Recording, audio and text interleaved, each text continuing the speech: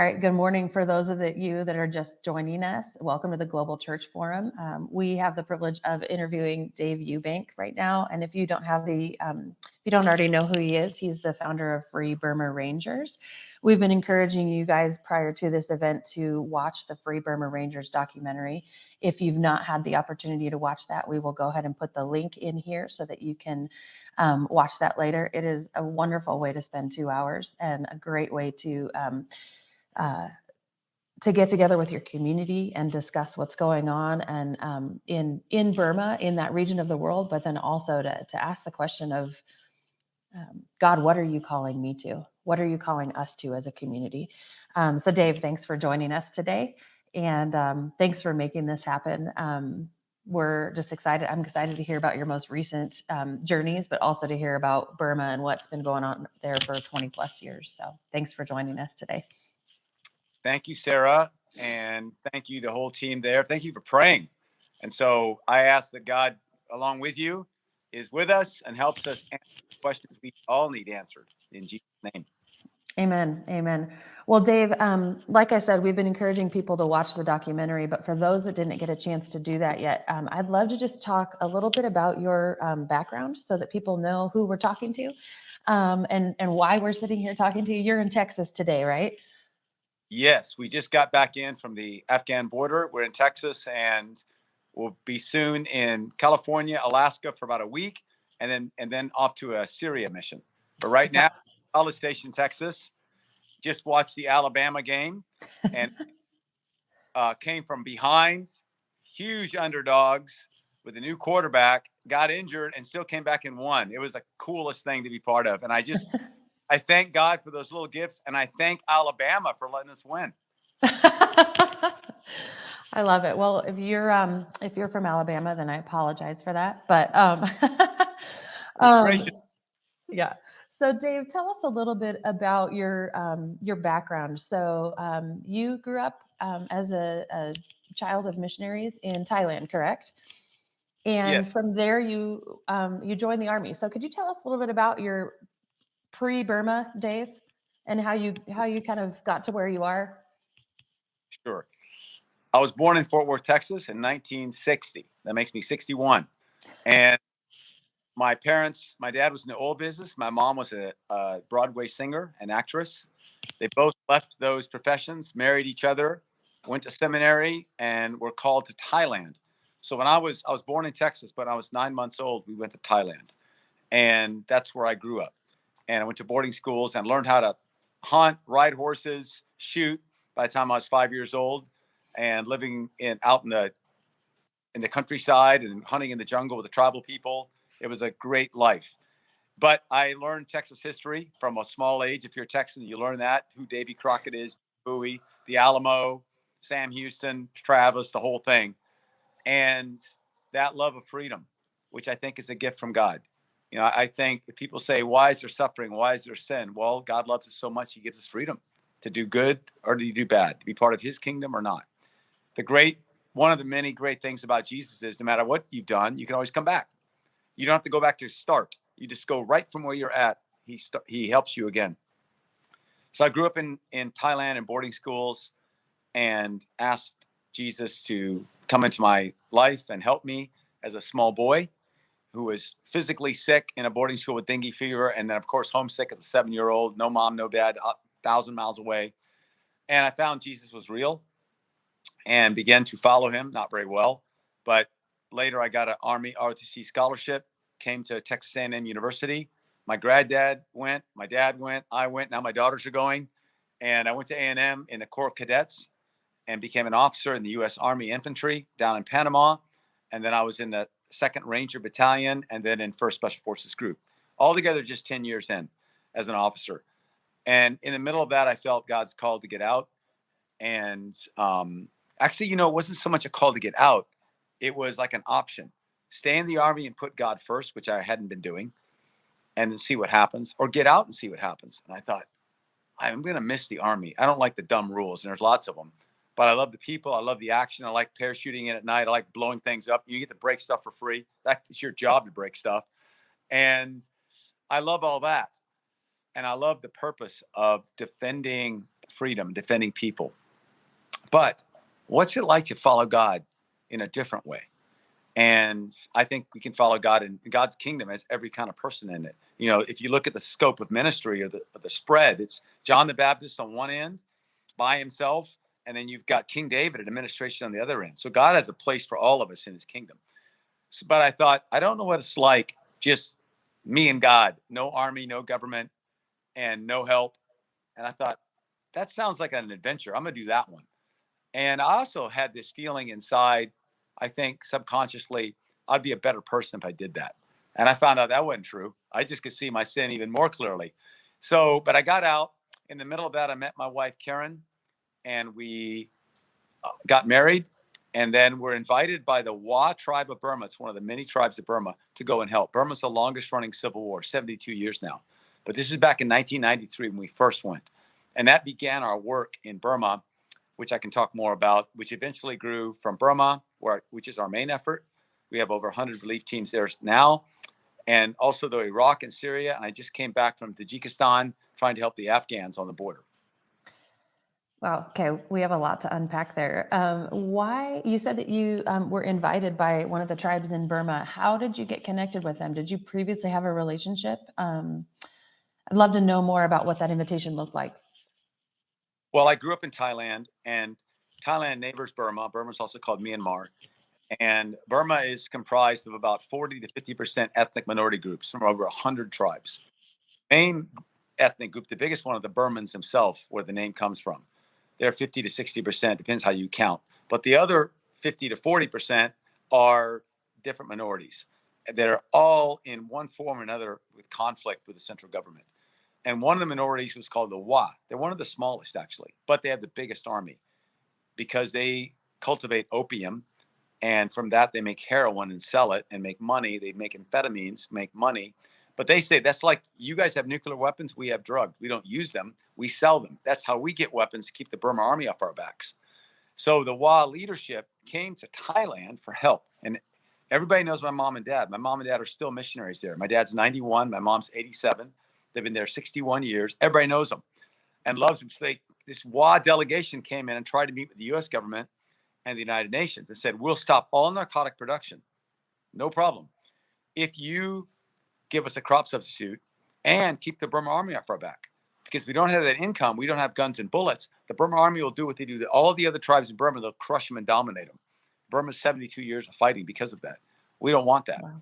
But they had no response from the U.S. government or the United Nations. So they turned to the mission community and said, can you all help? And the foreign minister who led the Wa delegation, something about the Wa, they were headhunters, one of the two main headhunting tribes in Burma. They were animists. They worship spirits. They said that the demons told them to take these heads. And they were on the warpath all the time. They were brutal, tough fighters, like the Comanche in Texas, like Comanche in America. I mean, feared by everyone. Mm-hmm. And anyway, but and mostly not Christian. But the foreign minister at that time was a believer. So he came to mom and dad and said, okay, the U.S. government will not help us, but more than the government help, we need the gospel of Jesus. And there was a picture of me with a uniform and a green beret, which means special forces. And they all know what that is over there. Who's that guy? Is he a believer? Well, that's our son. He was in special forces. Now he's in seminary. Send him. We need Jesus. We'll listen to it if your son is a warrior, because we are warrior people. Wow. Yeah, warrior. He's a small one, but he is one. And so I got a phone call from my dad. Actually, I was backing up in the stories before Karen and I were married. I just asked her to marry me, and she said no. And it was in Seattle. I was visiting her from Fuller Seminary.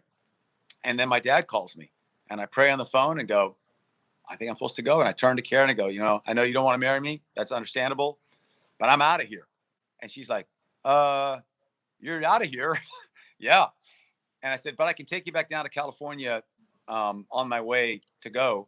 But to make a long story short, on the way, we got engaged. We got married in Malibu, and we went to Burma. That's so great, man. I love it. I love the, not just the excitement of it, right? It's a great story, but I love your reliance on the Spirit, to say, okay, God, what do you want me to do? And that's honestly, from my standpoint, I'm sitting in a comfortable place in Arizona. It sounds a little scary. And how did you guys overcome that? I'm curious, was Karen on, ready to, put all of her comfort aside and move to Burma, or how did that, curious how she overcame that? Well, she was a special ed teacher that had just been given a contract, experimental one. She had like the biggest budget in the state of Washington to run this special program. She's really good. And she was recruited to do this at this school. So she just signed that, and she's supposed to be there for at least a year. And when we met, I'd met her actually about 6 months before, and she wouldn't date me. So I took her climbing. Well, that was not considered a date. So we did a climb of Mount Shuksan. It's on the Canadian border. It's a technical mountain. You go, you hike for a day, then you get on a glacier, crossing crevasses, then you climb pretty steep, almost vertical ice and rock to get to the summit. You need tools and Wow. rope, and it's get on. It's a real climb. And she made the summit. I thought, who's this girl climbing? And anyway, I kept asking her out on climbs because she wouldn't go on a normal date. And pretty soon I just started not inviting other people, and it's just me and her. And she kept coming back. She said, it's not romantic. It's not this, it's not that. And I thought, well, there's no way she didn't like me. She'd keep doing this, just us two alone, climbing different mountains. So that's kind of the start of it. And when she prayed and felt led to say yes, and that she wanted to marry me, she had to go to her school. So I went with her to ask to get out of this contract. And the principal and the guy in charge of the whole program, we prayed with him, and he said, I follow God first. God is first. It is a secular school in Seattle. I follow God first. And if God leads you, I don't want to get in his way. So, you talked about the situation in Burma. You guys go over to Burma, and did you have a plan? You were invited to help the WA, but did you have any sort of a plan? And how did that turn into Free Burma Rangers as it looks like today? Well, we're invited to the WA, and my first plan was just go and see what they want and see how we could help and learn. So Karen and I went with backpacks, and we went to another country, and then we extra legally crossed those borders, and we ended up in northern Wa State, Burma, and we got by vehicle and by walking. And mostly that first trip was just meeting leaders. And then we met some church people. The church, only 2% of the WA are Christian. And we met those leaders, including the foreign minister who invited us. And he just took us around on like a preaching tour. And that's mostly what we did, is meet leaders, speak, share what we saw Jesus do for us, encourage people to follow Jesus, and learn the situation of the WA, and then try to come back and tell their story. The second time we went, which was the following year, 1994, we brought a doctor with us. We did medical training, did some treatment, and tried to work with local pastors to help develop little clinics in their areas, because that was a need they expressed. A third trip, the same. My dad came with us on two of the trips. My dad at that point was, he'd be in his late 60s, early 70s. So he's a wonderful evangelist. And that's what we focused on. And I remember one of the WA leaders at that point said, hey, we need to build a dam. You guys got money for a dam? How much is a dam? Oh, it's $2 million. I was like, we don't have $2 million. That's not why we came. We came to share the gospel of Jesus, to help you in humanitarian things on a small scale, unless God makes it bigger, and to stand with you and help tell your story. So they were a little bit disappointed in that, but that's all we could do. And so my plan was just try to be Jesus' ambassador and listen to God's Spirit, listen to the people, learn what they need, see where we fit in to their life that would be useful to help them. And that's what we did. As that went on, the fighting in Burma, which has gone on now for 72 years, intensified in those years, especially towards the after we've been there three times. 95, 96, 97 became major Burma Army offensives. And it was the middle of the offensive of 1997. The Burma Army attacked into eastern Burma against the Karen, Karenni, and Shan ethnic groups.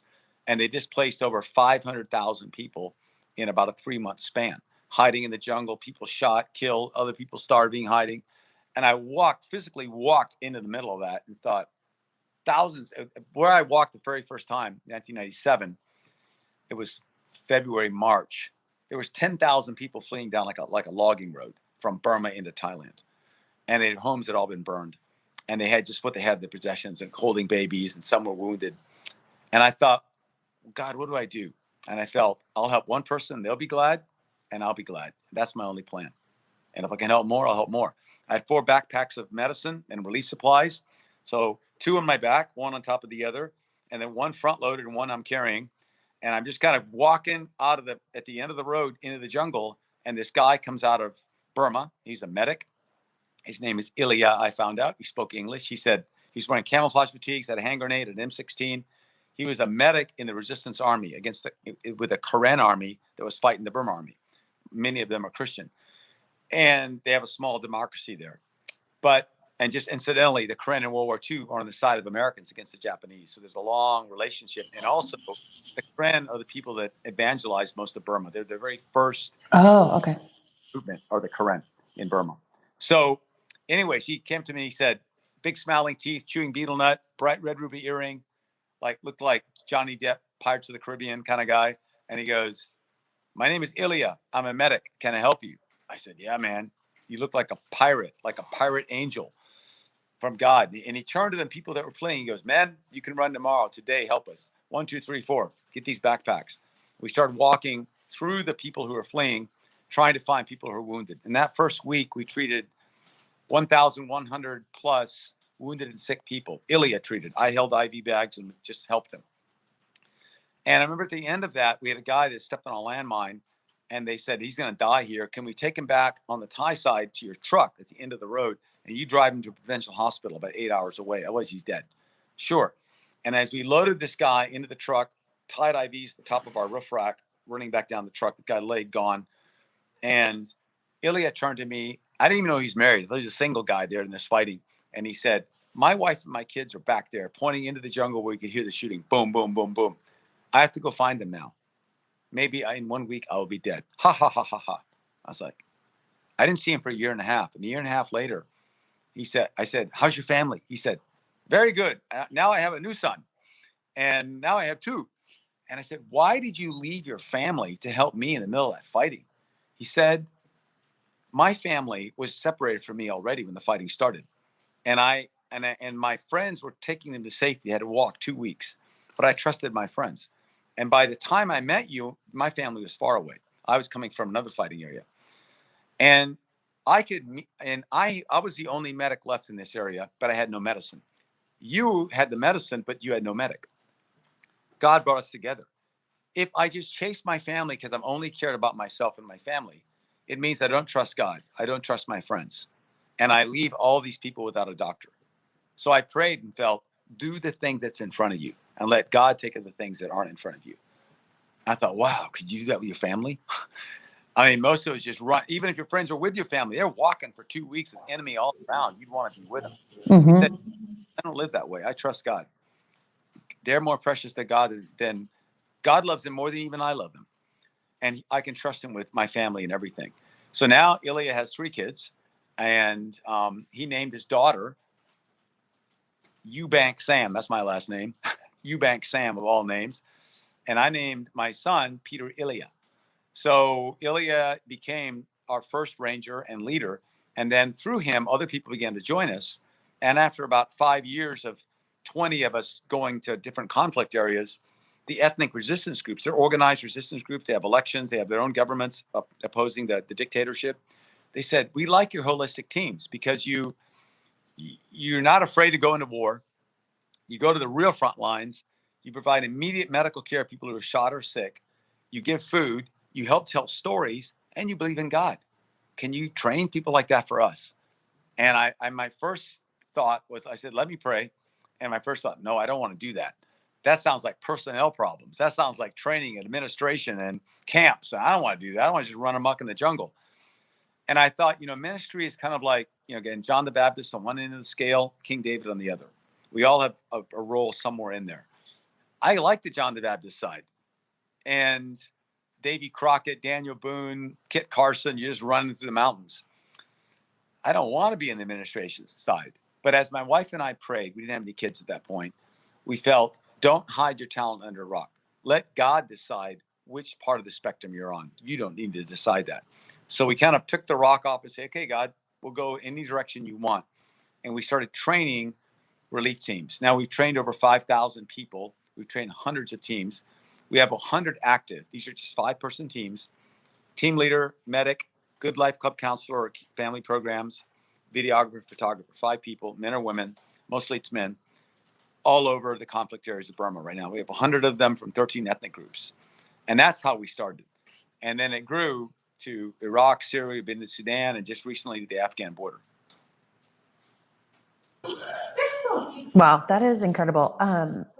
How did you get invitations into Iraq and Syria, or how did you expand to those places? A friend of mine named Victor Marks, he has a ministry called All Things Possible. It's a wonderful ministry. He knew us, and he'd come to visit us in Burma and shared his testimony and taught some hand-to-hand. He's a big martial artist and a total Jesus guy. And he was invited to he also does a lot of counseling, to take a group of counselors into Iraq in the beginning of 2015. Now, ISIS started their attacks in 2014.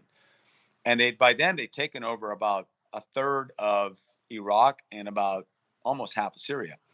And many of the people they captured, they killed, but a lot of the women, they became sex slaves and did horrible things.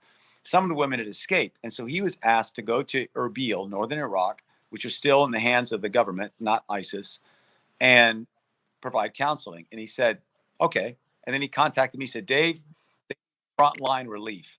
And I thought of you guys. Would you come? And I actually got that message by computer on a BGAN. A BGAN is a satellite system about that big, like a little satellite. And we put it in our backpacks as we go, where we go, normally there's no internet or phone signal. And so we're in the mountains of Burma on a 2-month mission walking. And we had the Burma army chasing us. And they'd gotten all around us, and we broke through to help other people. And then they were now in front of us if we wanted to get back to the way we came. But we had a way around them. It took about 22 days walking 20 to 30 miles a day to get around them. But that's the way we're going to get back, the 3rd month. And that was the context inside of this mountain. We're not that worried because we can usually outmaneuver the Burma army. But we can't go through them. There's like 1,000 of them in front of us trying to catch us. We know where they're at because the village is on our side. So I get this message. I open up once a day. I open my computer up, turn the BGAN satellite system on. Messages come in. I shut it off. I answer. Messages go out. There's no bandwidth to surf the internet. You're just sending message in and out. I get this message from Victor Marks. Dave, be in Iraq in 7 days. There's frontline work for you to do here. I was like, so I told my team, my wife and my kids, because my kids go everywhere since they're born with us. And we all felt, yeah, we'll go. 7 days, that means we got to go right through where the 3 battalions over 1,000 Burman troops are. Got to get to another international border, find a way to cross that extra legally. Impossible to do in 7 days. 19 days just to walk around, 3 days across the border. That's 20 days. That's going hard every day. But God can do anything. Okay, we prayed. The next morning, the resistance came down to us, the resistance leaders. These are the Taang tribe. Taang in this particular area, Taang. They said, you're not going to believe this. The Burma army just moved from in front of us. They're chasing around us. We have an open door. So we moved 80 or something miles in 3 days, just with all our gear. And got to this border, and everybody in the border was asleep. And so we got across. And in 7 days, I was in Iraq. I was like, how did that happen? 7 days I was in Iraq instead of 20 plus days. So God can do anything. So that's how, once we're with the Kurds, I remember the Kurdish general turned to my son and said, you brought your son? Pete was 9 at that time. Yes. He said, you brought your most precious thing. I give you my most precious thing, my country. You guys are serious. And we ended up in the front lines. I remember reading the entire book of Jonah outside of the city of Nineveh, which is now called Mosul. It's the same place. Looking at the black flag of ISIS outside Mosul. I read the whole book of Jonah, and they said, God, how do you want me to pray? And I felt God lead me to pray for 3 things. 1, that ISIS would be defeated. 2nd, that the Kurds would be free. 3rd, that the hearts of all enemies would turn to Jesus and love and accept his forgiveness. And then I said, okay, God, that's my prayer. Now what do you want me to do? What would I do here? We're jungle people. We're good in the jungle. This is a modern area that has electricity, has real hospitals. They have highways. They speak Kurdish and Arabic. I speak neither. It's a Muslim society. I've not been part of that. What would we do? And I felt God just say, give up your own way, give up the free Burma Ranger way, just come help these people. Kind of like if you were working on a house with your dad, almost finished, and he said, Dave, stop. Go across that street to the old lady. For the next month, do everything she tells you. But Dad, we haven't finished the house. No. Now your job is serve that lady. That's what I felt God was saying. So that Wow. was that's how we got involved in Iraq. And after we've been there for a while, in 2016, a new believer from Syria heard about us and said, come and help us. And we ended up in Syria. And just recently in Afghanistan, in the Panjshir Valley, one of the last places that stood against the Taliban, the political leader, the remaining political leader of Afghanistan said, please come and help us. And so that's how we've gone anywhere, by invitation. And then God's got to open the doors, so we can't get anywhere. Right. Did you, how did you know you said the leader in the Panjshir Valley, and you got an invitation from them? Is this all word of mouth? Yes. People who knew our work and liked us contacted the Afghan leadership and said, hey, these guys can help you. And then gave me a number. I contacted them and they said, yeah, come on. Now, by the time we got there, like right now, there is resistance in Afghanistan. There's pockets of resistance, with weapons and holding small territories against the Taliban. Very small. There's huge resistance, I believe, especially among the generation that's grown up since the U.S. liberated the country. For the last 20 years, young men and women have been free, relatively speaking. And I think there's a huge resistance against the rules of the Taliban and the wickedness of their control. But that's quiet, because you die if you stick your head up.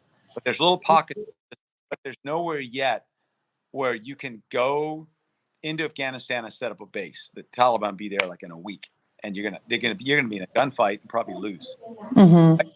Work in Afghanistan has been sending funds and relief supplies quietly and carefully into different areas, especially for believers, and helping some people cross quietly.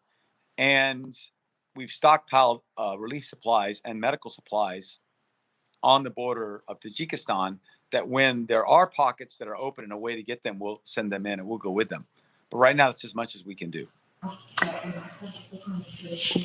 When you say that you stockpile, relief supplies, can you tell me a little bit about the political situation, and I guess also the situation of the church in that region? And I know we're talking about a lot of different, subgroups. The reason why I'm asking is I admittedly know very little about that region, aside from what I know from the news, right, which is small. But my first reaction is, oh, how do you stockpile things there and it not get stolen or whatever? Are there people that are with you in this, and where are you keeping these things? And can you even talk to me about that right now? Yeah. Well, first of all, it's all small scale. We came prepared to do much larger scale, and we have many friends in America that aren't even part of our organization that want to help. And so the scale of ability to help is pretty big. But to your point, where do you keep it? How do you make sure it goes to the right place? Our original intention, when the resistance still controlled the Panjshir Valley and some other areas, was to go in by foot, horse, helicopter, whatever, and live there and help support a humanitarian bridge, food, supplies, medicine, whatever, a pipeline to keep the resistance alive. The fighting and weapons and all that, that's up to them. But for us, it was taking care, especially the women and the children, and over 100,000 people who had fled the cities. But that fell apart. So we were not able to do that. So we're not just blindly sending supplies in, because we have no idea where those would go. So what we've done is very small scale. We've done 3 feedings, just 100 people each, for 1 month of food, just on the Tajikistan side. These are little pockets of people. And then we've provided funds and relief just across the border to different Christian leaders that are leaders in their community, very quietly, and they disperse those funds for food on the other side. And then we provided some funds into some of the cities like Kabul for Christians that are in hiding there, can't work, can't be seen, and need funds so that someone can go buy food for them. So that's what we're doing. All that is mostly through the local church of Tajikistan, as well as there's Uzbek pastors.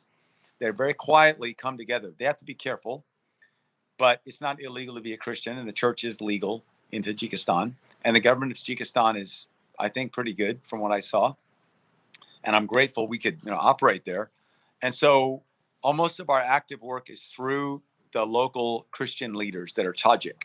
And then they're closely connected to the Christians that are Afghans. And now we've got to know some of the Christians who are Afghans who fled to Tajikistan, and we're working with them and through their networks.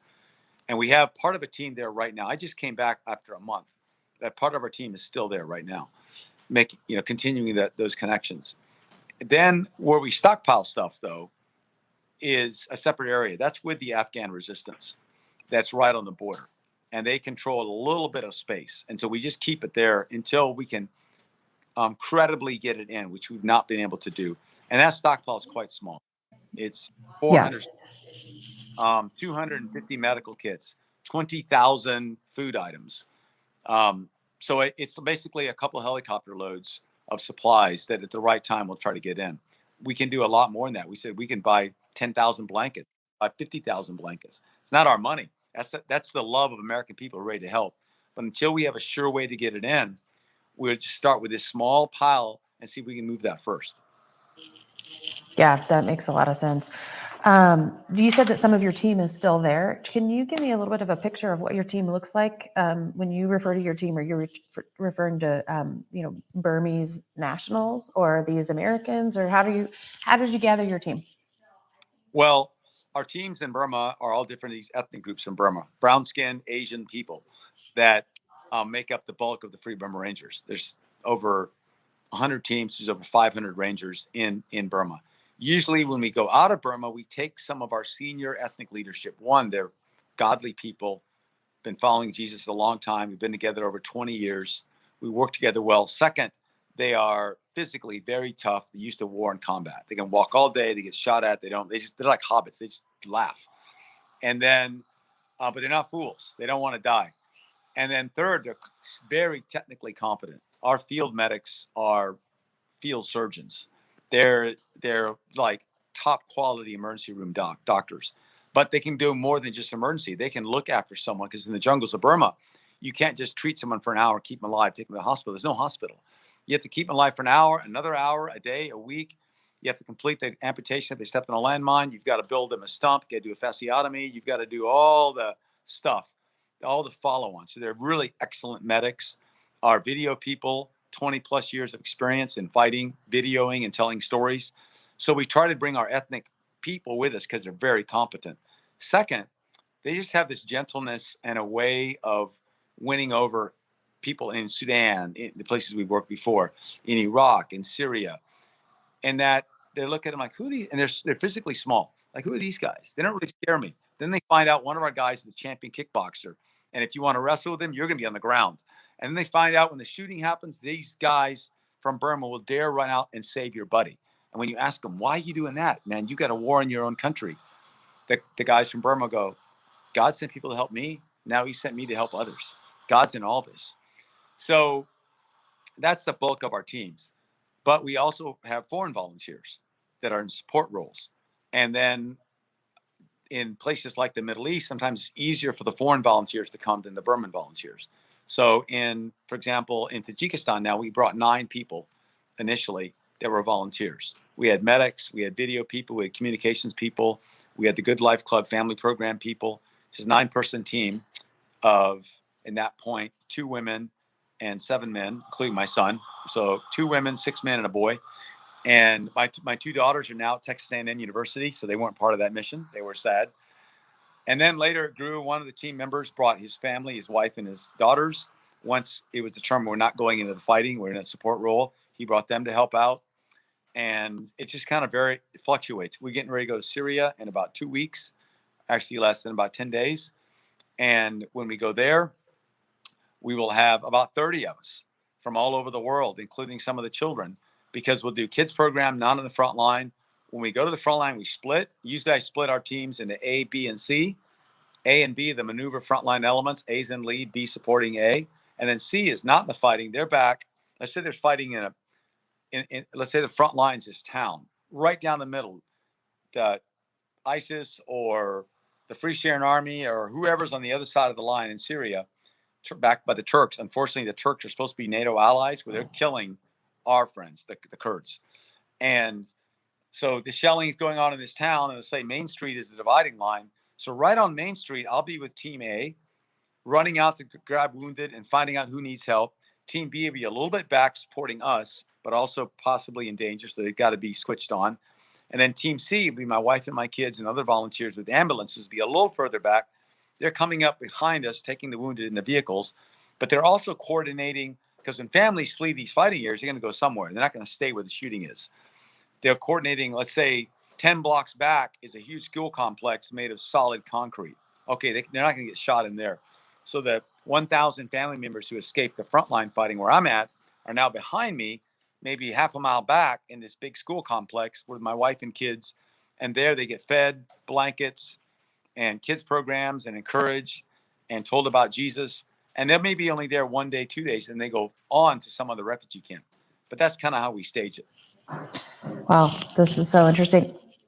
This might seem like a foolish question to you, but from my perspective, I'm thinking, how do you, are there other armies, right? Whether it be, the U.S. or, Syrian or whatever it is, that don't want you there, that are not necessarily your opposition, but that don't want you there. And how do you navigate that? By prayer. Okay. And, in Syria is a good example. So we're only operating in northeast Syria, pretty much the Euphrates River back to the Iraqi border, that third of Syria, where the Kurds are. There's Kurds, Christians, Yazidis, Arabs, in a kind of coalition against ISIS. Now, ISIS has not been completely wiped out, but it's been defeated. They pop up and do ambushes now and then in some places, but they've lost territorial control. The U.S. is supporting that. But the U.S. used to support all of northeast Syria. Back in 2019, though, the U.S. broke a promise to the Kurds and folded to the pressure from Turkey and pulled out of the northern border on October the 9th, midnight. Now, why you do stuff at midnight? Usually you're not proud of that, whatever that thing is. And there were Kurdish women following the U.S. armored vehicle saying, don't leave us, take our babies, because the Turks are going to invade. And sure enough, the Turks, with their proxies called the Free Syrian Army, many of whom are jihadis, ISIS, Al-Qaeda, and al-Nusra and others, came across the border at 4 o'clock in the afternoon on 9 October and displaced 400,000 people, of whom over 200,000 are permanently displaced, killed over 1,000, and destroyed homes and just came. We were involved in that. We were providing relief to people who were fleeing. And the American army pulled back behind what's called the M4 highway. And thank God the American army is still there. Otherwise, the Turks and their proxies would have taken over all of northeast Syria. When that happened, though, at that point, the Russians and the Syrian army were not involved. They were on the other side of the Euphrates because they couldn't come in because the Americans wouldn't let them. But once the Americans pulled out of the northern part of northeast Syria, the Kurds in northeast Syria thought, we're going to get killed. We cannot fight the Turks by ourselves. They're a modern, fifth largest army in the world. So against their own better judgment or against what they wanted, the Kurds told Assad, who controls the Syrian army, dictator, and the Russians, come on in. You can have some of this territory if you stop the Turks. So the Russians came in. So now when we're there, the environment is you've got the Russians. They're not your friend. Assad's army, which doesn't like Americans. You've got ISIS sleeper cells ambushing here and there. You've got the Turks that want to kill you. You've got their proxies, the Free Syrian Army, Al-Qaeda, al-Nusra, all up in there. You've got the Syrian Democratic Forces. Those are our friends. That's a coalition. And you got the American Army that may or may not want you there. And so for varying reasons. I remember, in the Battle of Mosul in Iraq, we had a very close relationship with the U.S. military because the two senior generals were both Jesus men. They said, we serve God first, America second, the military third. So like you've seen in the documentary, when we needed smoke to obscure so the enemy couldn't see us so we could save kids or save people who are wounded, the Americans would give us smoke. That's not what they're supposed to do, but they did it out of their hearts. And we had a very good information sharing and sometimes collaboration in the field to help save lives. And that was a wonderful partnership. But in Syria, I remember once we went there and the Americans tried to block us. I said, why are you trying to block us? We don't need anybody here. I said, who's taking care of the displaced people? That's not your problem. Well, it is my problem because I can see them and I can help them. And God brought us here and the Kurds want us here. Well, we don't want you here. We have more power than the Kurds. We'll get you kicked out. I said, why would you want to do that? We're not in your way, man. We're helping. I'm an ex-special forces guy. I know exactly what you do. I'm really grateful you're here. No, It was terrible. And so we just kept doing our job. And then they said, well, and this was, in this particular case, it was the last stronghold of ISIS. And we were out there providing food and relief to ISIS as they surrendered, and other people. They didn't want that. I said, well, the kids have no idea. They were, none of us choose who your parents are when you get born. And besides, the Geneva Convention states you have to take care of your enemies when they surrender or are wounded. And just think, if you treat an ISIS kid, that mother will not hate you. I doubt it. At least you're given a chance to show that you're different. And you can always shoot a man. That's no problem.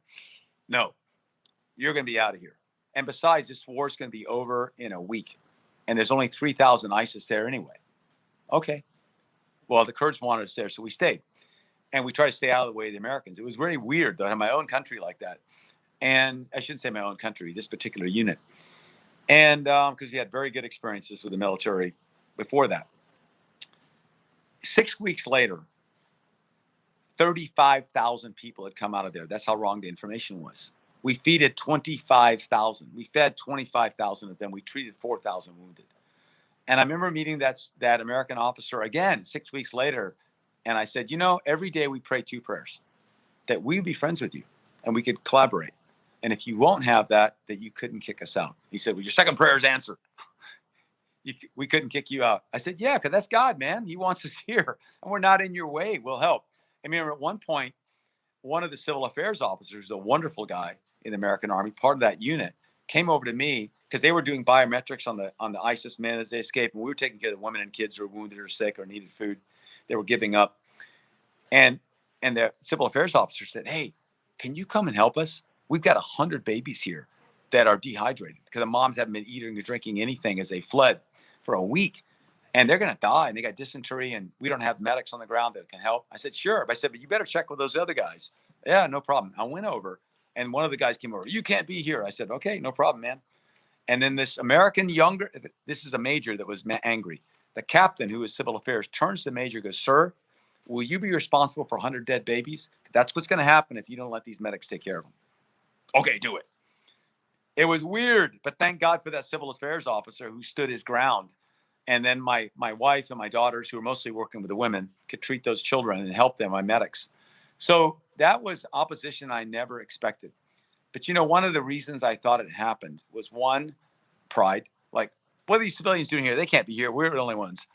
A fear. What if they get killed or shot? We'll be blamed. What if they're crazy? They get in our way? Fear.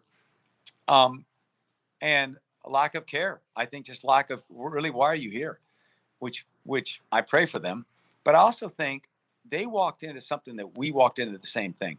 This is Satan's world, especially that part of Syria. You could feel it. And if you haven't prayed and put on the armor of God, you're gonna be miserable. And I remember, 4 weeks into it, one day my daughter, I said, we're gonna be here longer. And my daughter's face kind of was at night. We had a circle of steel. We get our armored vehicles and make a circle of steel in the desert, and we feed from there. Because these guys, we got in gunfights with ISIS. It wasn't like they're all nice. They want to kill you.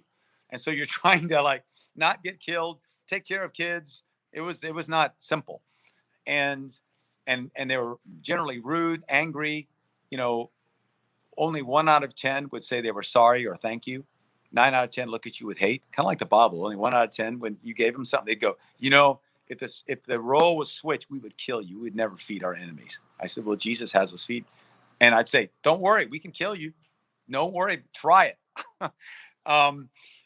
And so, but we're here not for that, man. We're here. You have a chance. God has given you a life. You have a chance. Ask Jesus to help you. Jesus is bigger than everything, bigger than Satan, bigger than international law. He's big.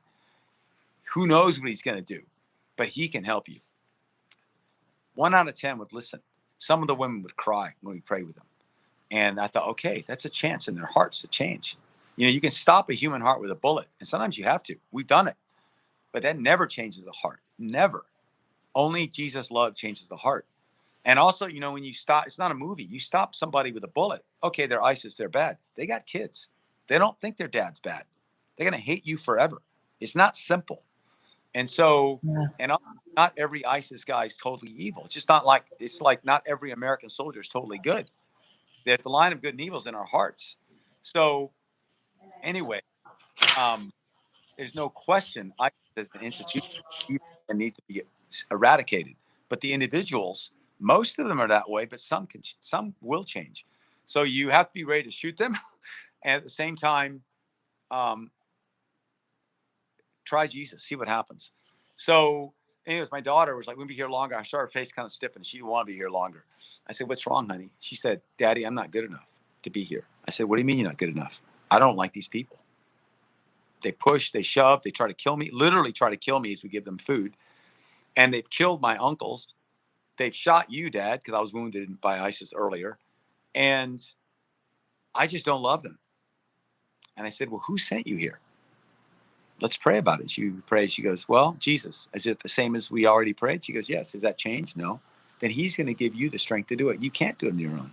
We can't love people who are that terrible to us. It's impossible. But Jesus can. So if he didn't want us here, we should leave because we cannot do it on our own." And so Yeah. we prayed.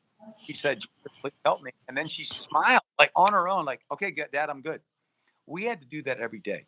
So my point was, if you don't do that with the American Army or anyone else or a missionary, any day I don't ask Jesus into my heart and lead me, I'm not going to have a problem sooner or later. And so I just prayed for those guys. But that experience, I'm glad you asked that question, because the obstacles weren't just the enemy, ISIS or the Turks or the Free Syrian Army or the Russians or the Syrians. It was our own people sometimes. Most of the time, it's not that way. Like I said, thank God for the American Army in Mosul. And I thank God for the American Army in Syria still now. No matter what their attitude is, thank God they're there because they stop more bad things from happening. Well, so Dave, we are pre-recording this session, and for the Global Church Forum in a couple of weeks. And just after we play this session, we're going to be playing a session that we just recorded with a bunch of doctors from around the world that are talking about some of the struggles that they're dealing with COVID and the church's response. And it's really powerful that you said that, because one of the doctors actually just shares of his own woundedness. Right now he is day in and day out working with COVID patients and watching people die. And he is exhausted and his family is exhausted. And not everybody that he's hurt by is the enemy. And Right. it is so... I get the privilege of talking to all of you speakers beforehand and coordinating all of this. And so I kind of get the inside scoop. And it's just so cool to see how God is using each of you to minister to one another around the globe. And just saying that, it provides me hope, and just being reminded that our hope is in Jesus. Our hope is not in our God bless the church, right? And God bless the believers that we serve with, but our hope is not in other sinners. Right. And it just is such a great reminder. I do have a question for you. Part of the focus on the global church is that we would step out in humility and learn from one another around the globe in the different things that God is doing and in the different ways that you're, being encouraged and you're being challenged. A question that I have for you: a lot of the situations that you're in are dealing with persecution and dealing with the real reality of life and death, right? What encourages you from these regions that you've been a part of? And at the same time, what discourages you, or what weighs heavy on your heart as you're sharing some of this? You've now been in multiple regions that are, war torn. What are some of the ways that you're encouraged, or the ways that you're saying, we collectively need to reach out to Jesus, because this is an area of concern? I think one of the first things that's discouraging is other people's reactions that you think are your friends. Watching the U.S. government, the way we pulled out of Afghanistan, the airfield debacle. You could debate and argue, I think, very well that America should stay longer or America should leave Afghanistan. There's arguments for both. But the way that we left, promising people they'd get out, and not only breaking that promise, but leaving Americans out when we knew they were there. I was part of that. I watched it happen, talking to both sides. And yeah, we know they're Americans. We're not letting them in. You're not even taking off for 24 hours. Nope. Not just one group. This is a family in particular from Amarillo, Texas. They finally made it, thank God. Not through the U.S. government help there, through other people helping them. And out to the north to Tajikistan. And then finally, the U.S. government received them. I'm grateful for that on the Tajik side. But it wasn't because they got rescued by the Americans. They're American citizens. There was a bus of 45 American citizens standing parked outside the gate. And, why did we leave a day early? Why did we even leave then? I mean, that's really frustrating and shameful, the way we acted. I mean, it looked cowardly and inept. And my own feeling, what should you do about that? Just apologize and just say, we made a mistake. Don't brag about how many people we got out. I'm grateful for that. Say, okay, we got these out. We made a big mistake there. We bowed down to some kind of timeline and the Taliban. We're a lot stronger than them. Even if we're weaker than them, we should stand up for what's right. You would not leave your own sister out there. No way. You would say, I'm sorry, we made a bad deal. We're kind of dumb. We didn't think it'd fall apart that fast. We thought the Afghans were better than that, or whatever you want to say. We're staying 1 month, 3 months. And if it costs us our lives, we're willing to give our lives. That's why I joined the Army, to protect you. Not so you protect me and I can get safely out. That makes no sense.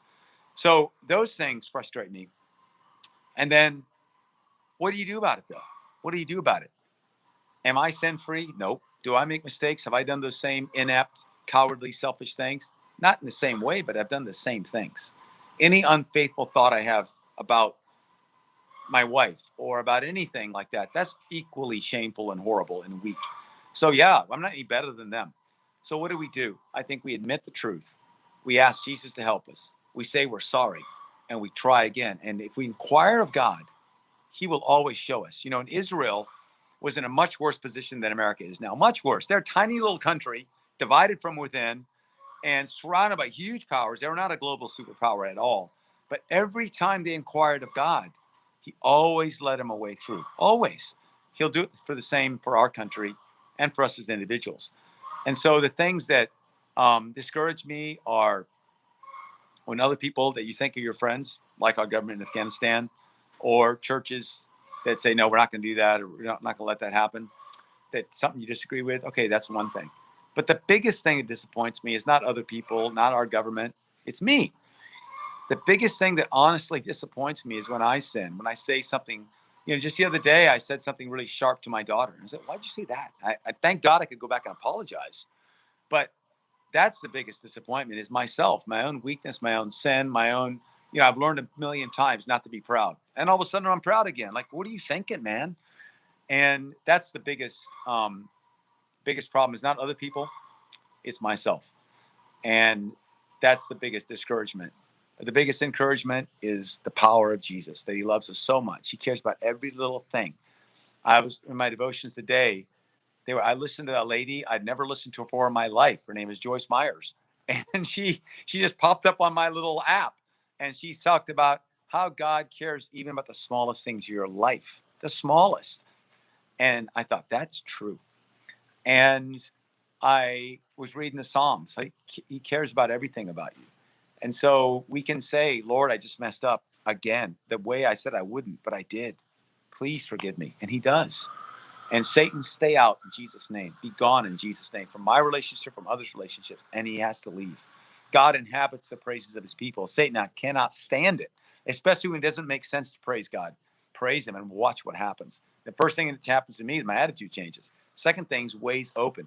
Even if the enemy or someone is not moving, God finds a way you move around them. So that's what encourages me, that God, when we want to give up, we ask God, have you given up? And if he hasn't, you don't need to, because it's his power that's going to do it, not ours. We just get to go along.